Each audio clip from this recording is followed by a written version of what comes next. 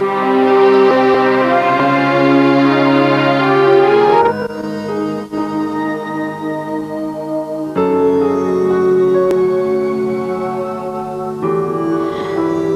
अच्छे रहे हशमत साहब,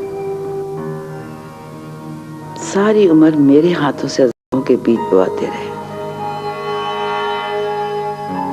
जब अज़ाबों की फसल काटने का वक्त आया तो खून बहा देकर खुद रुखसत हो गए।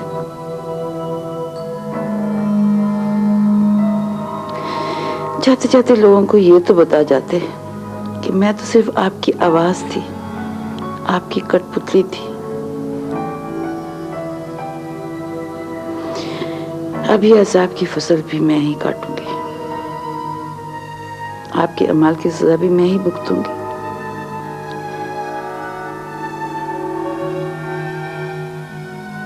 ये सिला दिया आपने मेरी वफाशारी का, मेरी खिदमतों का।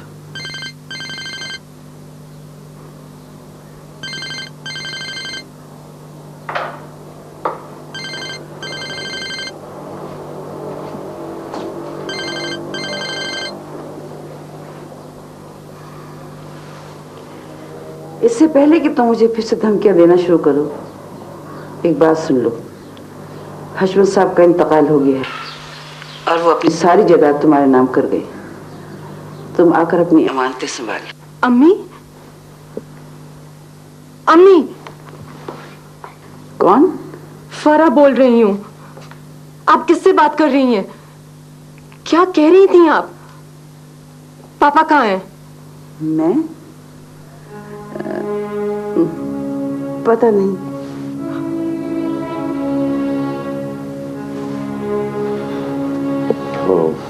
फरब, तो ये छुपा रहे थे आप? वो तुम्हारी हालत की वजह से तुम्हारी अम्मी ने मना किया था। मुझे वहां ले चली।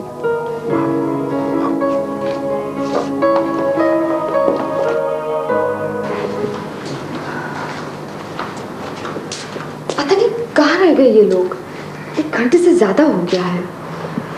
अरे रजिया, ये कराची है, यहाँ की हर सड़क पर हर वक्त ट्रैफिक जैम रहता है। वैसे चलो अच्छा है, दोनों को साथ रहने का मौका मिल जाएगा।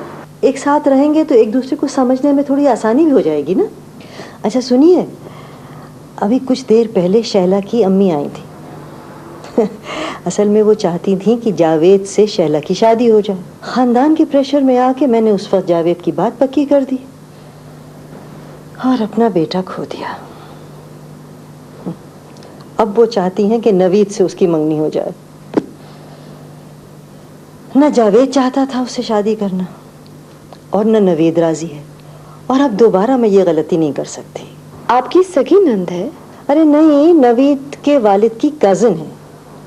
कहती हैं कि वो चाहते थे कि शैला इस घर की बहू बने। फिर तो आपको तो... अरे तौबा करो, न वो इतने बेवकूफ थे न मैं अब बेवकूफ बनूंगी। मैं तो आपसे पहले भी इस सिलसिले में बात करना चाह रही थी, लेकिन फिर सोचा जरा साइमा की मर्जी भी मालूम कर लूं। मेरे ख्याल से साइमा अब इस घर में काफी अच्छी तरह एडजस्ट हो गई है, और मैं देख रही हूँ कि नवीद से भी उसकी खासी अच्छी निभ जाती है। अगर इन दोनों की शादी हो जाए तो सब ठीक हो जाएगा। आपने नवीद से बात की? हाँ, मैंने कहा था उससे कि इस बात पर जरूर सोचे, लेकिन उसका जवाब मुझे मालूम है। मैं उसकी नजरें खूब पहचानती हूँ। लेकिन आप जरा साइमा से पूछ के तो देखिए।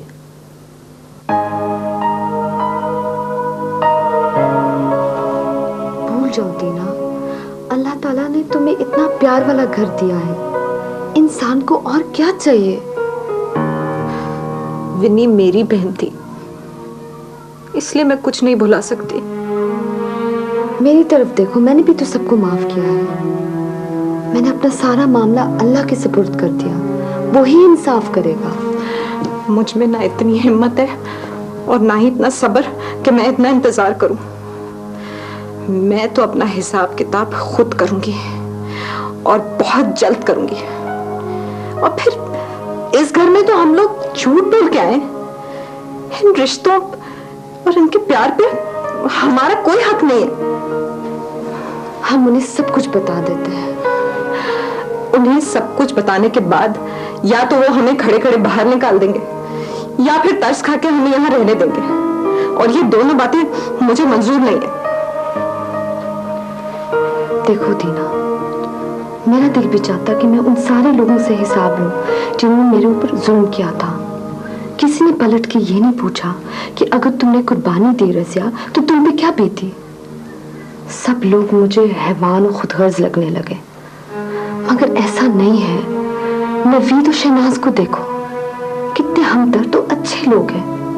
उन लोगों को देखकर मैं अपनी सारी रंजिशें भूल गई। मुझे तो दुनिया फिर से अच्छी लगने लगी। मुझे दुनिया से कोई शिकवा शिकायत नहीं, मुझे सिर्फ अपनी माँ और अपनी नानी से नफरत है। दीना, गुस्सा नफरत की आग को बढ़ा देता है। वो लम्हा याद करो जब तुम्हारी माँ तुम्हारे लिए तड़पती थी। आहिस्ता आहिस्ता तुम्हारा गुस्सा ठंडा हो जाएगा। नहीं, मैं इस गुस्से को और भड़काना चाहती हूँ, इतना ज्यादा जिसमें मेरी माँ और मेरी नानी जल के खत्म हो जाए, जिस तरह वे नहीं खत्म हो गई थी। आप नवीद की अम्मी को कह दीजिए कि मैं शादी नहीं करूंगी।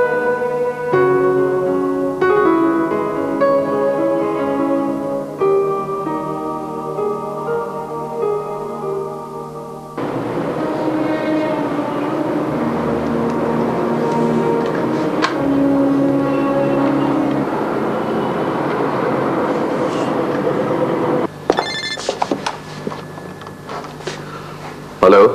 हेलो जी, मैं सलाउद्दीन बात कर रहा हूँ, हशमत खान का लॉयर। वो फरा तो नहीं है वैसे। मैं उन्हें बता दूंगा कि आपका फोन आया था। उनसे प्लीज कॉल बैक करा दीजिएगा। मुझे फरा से दरअसल कुछ चंद एक जरूरी बातें पूछनी है। जी हशमत साहब की विल के बारे में ही होंगी ना? जी नहीं, मुझे दीना के बारे में इंफॉर्मेशन चाहिए। दीना? जी हाँ, आपकी, मेरा मतलब है फरा की साहबजादी। फरा की बेटी? दरअसल हशमत साहब ने सब कुछ दीना और रज़िया बीवी के नाम छोड़ा है।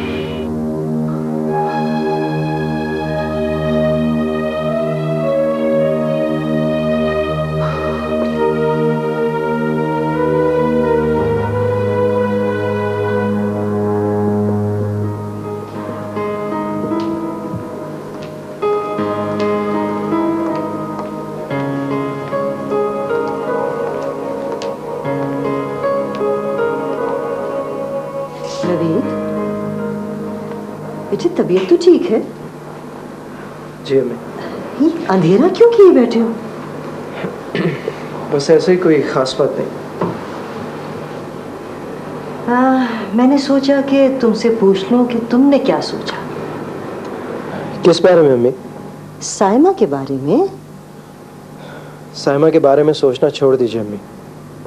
क्यों?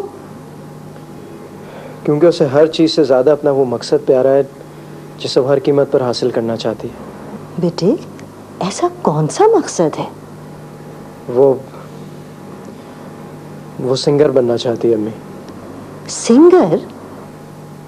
जी, और कल रात को उसकी रिकॉर्डिंग है टीवी पर। अच्छा। जी।